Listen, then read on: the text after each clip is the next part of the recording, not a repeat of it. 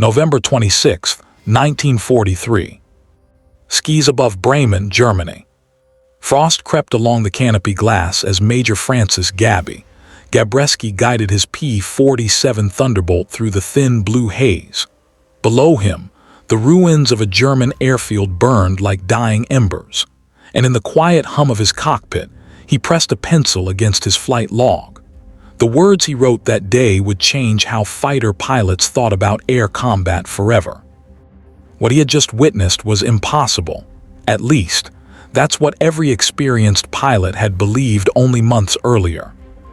8 Thunderbolts, each heavier than any single-engine fighter ever built, had plunged vertically from the edge of the stratosphere, screaming through cloud layers at speeds that should have torn them apart. And yet, they emerged alive, victorious. The Luftwaffe pilots below never stood a chance. For years, fighter combat had been about turns, loops, and tight maneuvers. Whoever could outturn the other lived. But this was something else entirely. It wasn't a dogfight. It was physics turned into a weapon. Just 8 months earlier, no one would have believed this moment possible. When the P-47 first arrived in England, it was greeted with laughter and doubt.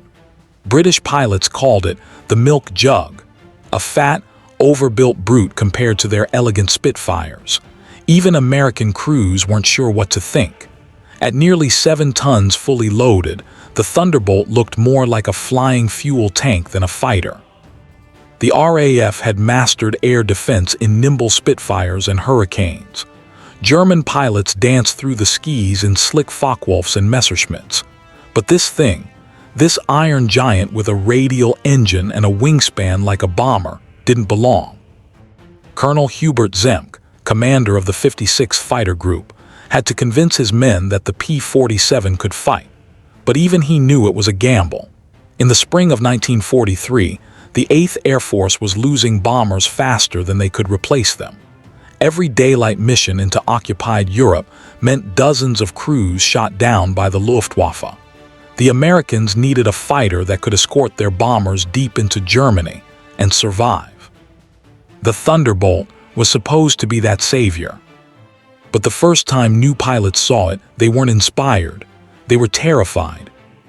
Lieutenant Robert S. Johnson, fresh from training, remembered his first impression vividly. "It looked like a flying bathtub," he wrote later. "The thing was enormous, complicated, and heavy, and when they tried to dogfight with it, it just couldn't turn fast enough. Against a German FW-190, it felt hopeless." But Zemke believed the P-47's answer wasn't in the turns. It was in its engine. The heart of the Thunderbolt was the Pratt Whitney R-2800 double wasp, 18 cylinders arranged in 2 perfect rings, producing over 2,000 horsepower. Behind it ran a labyrinth of pipes, ducts, and valves leading to something no other fighter had, a turbo supercharger buried deep in the belly. Most fighters lost power at altitude, their engines starving for oxygen. But the P-47's turbine spun at 21,000 revolutions per minute, forcing dense air back into the cylinders even at 30,000 feet. It was heavy, complex, and noisy, but it turned the Thunderbolt into a monster at altitude. That engineering quirk would soon rewrite air combat itself. April 13, 1943. The 56th Fighter Group flew its first combat mission over France. It was meant to be simple, a fighter sweep, no contact expected. The pilots were nervous. The radio was filled with clipped voices, the kind that sound calm but hide shaking hands. They had trained for months in this machine, but no one yet trusted it. Their first real test came 2 months later, June 12, 1943, during a mission over the Belgian coast. Captain Walter Cook spotted a lone Focke-Wulf 190 below. Following Zemke's doctrine, he didn't try to outturn the German. Instead, he dove. The P-47 fell like a meteor, 28,000 feet to 10,000 in seconds. Cook squeezed the trigger, and his 8.50 caliber Brownings roared. The FW-190 exploded into smoke. The first P-47 victory had been scored not by turning, but by falling. The next day, they did it again. And again. And again. Zemke's squadron began to understand something. Altitude was their kingdom, and the dive, that terrifying, almost suicidal plunge, was their sword. But no one truly knew what the Thunderbolt could endure until test pilots back in the States started pushing it to its limits. Late in 1942, before the plane ever saw combat, Lieutenant Harold Comstock took a P-47C up to 35,000 feet for a high-altitude test. Then he pointed the nose down, almost vertical. The airspeed indicator passed 500 mph, 600-700. The controls locked. The plane vibrated violently. He was sure the wings would rip off, but they didn't. He blacked out briefly from the pressure, then somehow pulled out of the dive. When he landed, the ground crew couldn't believe what they saw. The skin of the aircraft had warped from the heat of air friction, but it was intact. Republic Aviation bragged that their fighter had broken the sound barrier, a claim that wasn't true, but close enough to feel like it. What mattered wasn't the number. It was the discovery. The P-47 could dive faster than anything else in the sky and live. The Germans never knew that. By late 1943, Zemke's men had turned that discovery into doctrine. They called it the boom and zoom. Instead of dogfighting on the horizontal plane, Thunderbolts would climb to extreme altitudes, wait for enemy fighters to attack bombers below, then roll inverted and dive like falling anvils. From above, sunlight glinted off their silver wings for just a heartbeat before they vanished into clouds. Enemy pilots barely had time to react before 8 machine guns shredded through their fuselages. Then, using their immense speed, the Thunderbolts would zoom back upward, trading kinetic energy for altitude, unreachable to German pursuers whose engines coughed in the thin air. It wasn't pretty. It wasn't graceful. But it worked. And on November 26, 1943, Major Gabreski's squadron proved it beyond doubt. That morning, bomber formations heading for Bremen came under attack by dozens of Messerschmitts. The Luftwaffe had grown bold again, believing the American escort fighters couldn't follow that deep into Germany. But they didn't know about Zemke's wolves. From 28,000 feet above, Gabreski spotted the enemy climbing toward the bombers. He gave the order, dive. What followed looked suicidal. 8 Thunderbolts rolled inverted and pointed straight down. The altimeters spun wildly. The airspeed needles hit their limits, 480, 500, 520 miles per hour. Through the canopy, the world blurred into streaks of silver and cloud. The engines screamed, the wings groaned, and then gunfire. Gabreski's bullets ripped through the sky, shredding 2 Messerschmitts before they even realized what was happening. Others panicked and broke formation, colliding in the chaos. By the time the Thunderbolts pulled out, the German attack had disintegrated. Up above, the bomber crews cheered over the radio. They just watched physics itself turn into a weapon of war. Gabreski wrote one sentence in his logbook that night. "We've found something they can't match." From that day on, the Luftwaffe learned to fear the sound of diving Thunderbolts. But the dive was more than just a tactic.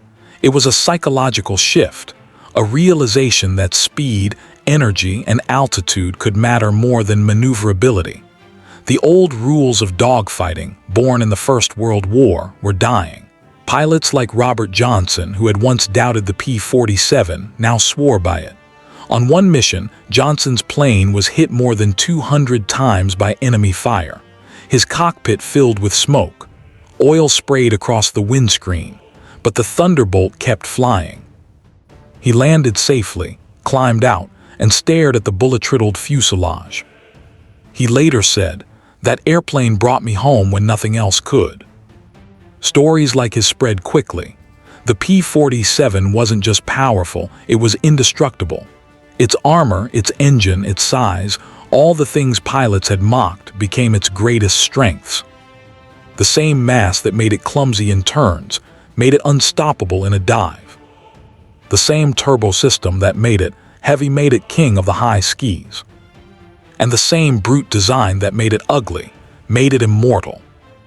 By 1944, the Jug was rewriting the air war over Europe. German pilots tried to adapt, climbing higher to meet it, but their engines couldn't breathe up there. Others tried to dive away, but none could outdive a Thunderbolt. The Focke-Wulf's wings tore apart before reaching the same speeds. Soon, P-47's were not only defending bombers but hunting ground targets, diving at railways, tanks, and convoys. The same dive that shattered the Luftwaffe became a nightmare for German troops below.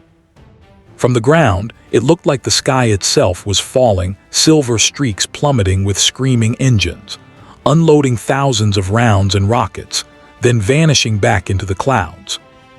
The Thunderbolt became a symbol of relentless power. And its pilots, once dismissed as rookies in a flying milk jug, became legends. But in war, innovation comes at a cost. Many young pilots died learning how far the P-47 could be pushed. The dive demanded absolute nerve. If you panicked even for a moment, the controls could lock, and you'd never pull out. Some vanished into the clouds and never returned. Zemke called it riding the edge of death. Yet because of them, bomber crews survived. Because of them, air dominance shifted. And because of them, by the time newer fighters like the P-51 Mustang arrived, the skis of Europe were already tilting in the Allies' favor. In the final months of the war, when pilots reflected on everything they'd seen, one truth stood out. The Thunderbolt had changed not just air combat, but the mindset of the men who fought it. It taught them that brute force could be refined into precision, that physics could be an ally, that fear itself could be weaponized if you faced it head-on. From the frozen cockpit glass above Bremen to the dusty airfields of Normandy, the P-47 wrote its story in dives, each one faster, lower, and bolder than the last. Today, few of the men who flew them remain. The engines are silent now. The skis are empty, but the echo of that discovery still lingers. The moment when a group of doubted pilots found courage not by turning away from danger, but by diving straight into it. That was the day the Luftwaffe learned to fear the fall. And the day air combat changed forever. If you want to see how another unlikely aircraft turned the tide of the war, watch this next.